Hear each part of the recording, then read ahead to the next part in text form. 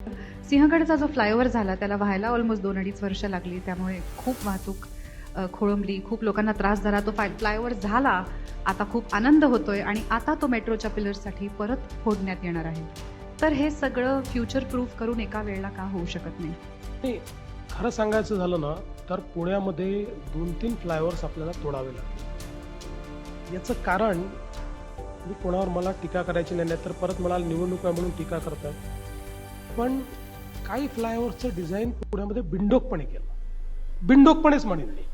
म्हणजे काही आता तुम्ही बघा, आम्ही किती फ्युचरचा विचार करतोय.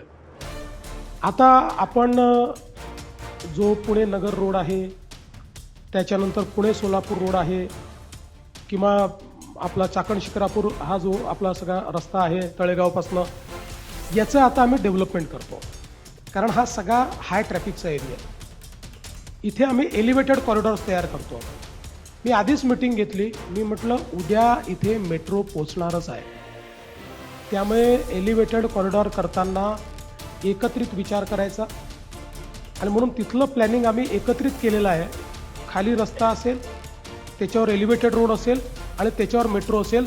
एका सिंगल पिलरवर हे उभं राहील. 60% पैसे आपण वाचू. आत्तापासून हे करतो. मेट्रो त्याची कदाचित 3 वर्षांनी होईल, 4 वर्षांनी होईल.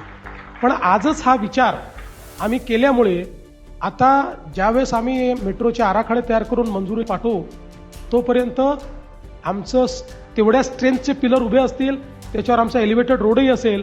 आणि जेव्हा आम्ही मेट्रो करू त्यावेळेस अतिशय फास्ट आमची मेट्रो होईल. मला असं वाटतं की अशा पद्धतीचंच प्लॅनिंग करणं हे गरजेचं आहे. आता त्या काळात ते का झालं नाही हे मला माहिती नाही.